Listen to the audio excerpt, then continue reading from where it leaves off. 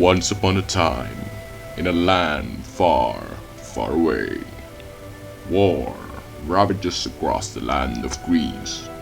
Athens, ruled by a powerful duke, was conflicted against the land of Amazon, whom ruled by a young, beautiful queen. Amongst the destruction of the war, the duke fell for the beauty of the Amazonian queen and decided to end the war by tying the knots. Now, fair Hippolyta, our nuptial hour draws on apace. 4 days bring in another moon. But oh, methinks, how slow this old moon wanes. She lingers my desires, like to step dame or a dowager, long withering out a young man's revenue. 4 days will quickly steep themselves in night, for nights will quickly dream away the time, and then the moon, like to a silver bow new bent in heaven, shall behold the night of our solemnities. Go, Philsitrate, stir up the Athenian youth to merriment. Awake the first and nimble spirit of mirth.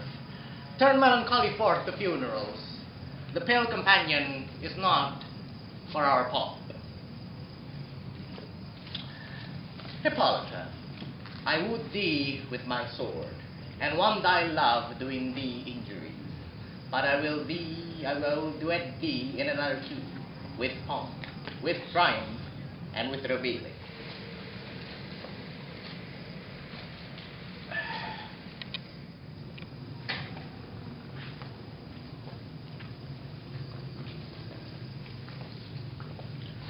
Happy be Theseus, our renowned Duke. Full of vexation come I with complaints against my child, my daughter Hermia. Stand forth, Demetrius. My noble lord, this man hath my consent to marry her. Stand forth, Lysander.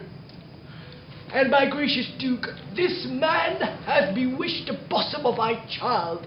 Thou, Lysander, thou hast given her rhymes and interchanged love tokens with my child. Thou hast by moonlight at her window sung with fading voice verses of fading love, and stolen an impression of her fantasy with bracelets of thy hair, rings, gold, conceits, flags, trifles, nosegays, sweetmeats, messengers of strong prevailments in unhung youth. With cunning hast thou fletched my daughter's heart, turned her obedience which is due to me to stubborn harshness. And my gracious Duke, be it so she will not here, before your grace, consent to marry Demetrius.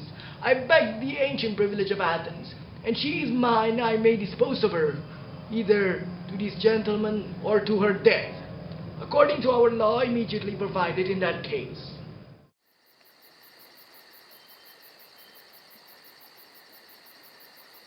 What say you, Hermia? Be advised, fair maid. To you your father should be as God, one that composed your beauties. Yea, and one to whom you are but as form in a wax, by him imprinted, and within his power to leave the figure or disfigure it. Demetrius is a worthy gentleman. So is Lysander. In himself he is, but in this kind, wanting your father's voice, the other must be held worthier. I would my father look but with eyes. Rather your eyes must with his judgment look. To entreat your grace to pardon me. I know not by what power I am made bold, nor how I may concern my modesty in such a presence here to plead my thoughts. But I beseech your grace that I may know the worst that may befall me in this case, if I refuse to wed Demetrius. Either to die the death or to abjure for every society of men. Therefore, fair Hermia, question your desires, know your youth, examine well your blood, whether if you yield not to your father's choice, you can endure the livery of a nun. For to be in shady cloister mooned, live a barren sister all your life, chanting faint hymns to the cold fruitless moon. Christ blessed dead the master sow their blood, to undergo such maiden pilgrimage. But earth, Lydia, happy is a rose distilled, than that which, withering on the virgin throne, grows, lives, and dies in single blessedness. will I grow, so live, so die, my lord, or I will yield my virgin painted unto his lordship, whose on which yoke my soul consents not to give sovereignty. Take time to pause, and by the next new moon, the sealing day between my love and me, for everlasting bond of fellowship. Upon that day, either prepare to die for disobedience to your father's will, or else wed to Demetrius, as he would, or Diana's altar to protest for a austerity and single life.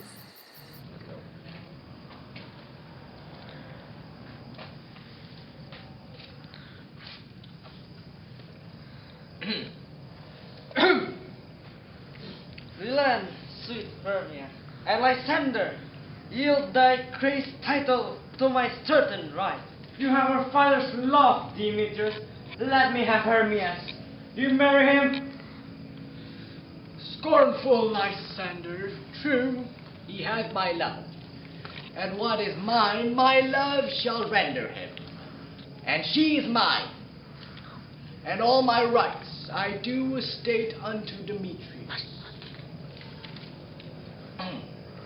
I am, my lord, as well derived as he. As well possessed, my love is more than his. My fortunes everywhere as fairly rank. If not with advantage as Demetrius, and which is more than all these bulls can live, why should not I then prosecute my right? Demetrius, I'll forge it to his head. Make love the Nereid's daughter, her Helena, and won her soul. And she, sweet lady, dotes, devoutly dotes in idolatry upon this potent and inconstant man. I must confess that I've heard so much, and with Demetrius thought to have spoken thereof, but being over full of self-affairs, my mind did lose it. But Demetrius, come, and Aegeus, come, you shall go with me. I have some private schooling for you both. For you, fair Hermia, look your arm yourself to fit your fancies to your father's will, or else the law of Athenians yield you, which by no mean may extenuate to death, or to vow a single life. Come, my Hippolyta. What cheers, my love? Demetrius and Aegeus, go along. I must employ you in some business against our nuptial and confer with you of something nearly that concerns yourselves.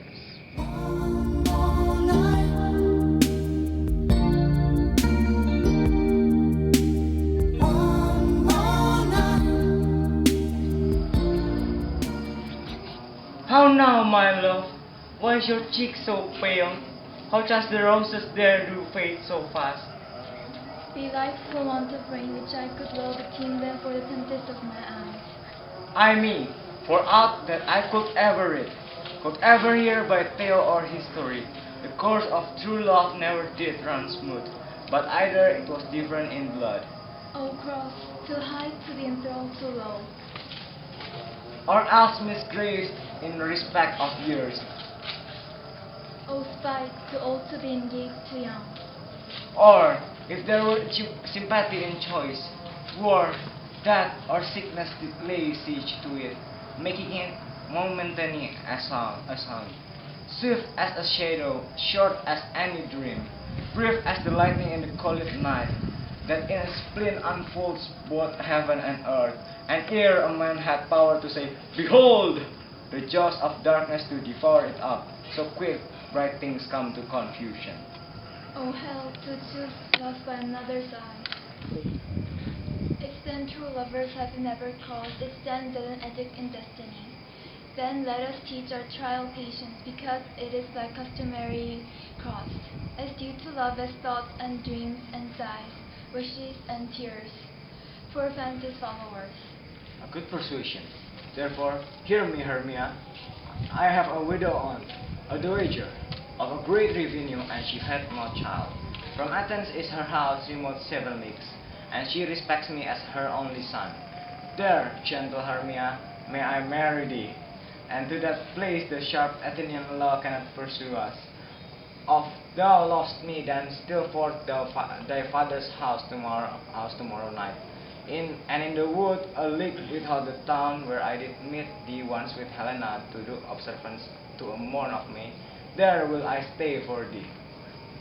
My good Lysander, I swear to thee by Cupid's strongest bow, by his best arrow with the golden head, by the simplicity of Venus's doves, by that which innocent souls and prosperous loves, and by that the which burned the Carthage queen when false Trojan under Swazine, by all the vows of ever man has broke, and under more than ever woman spoke, in that same place thou hast appointed me. Tomorrow truly will I meet with thee. Keep promise, love.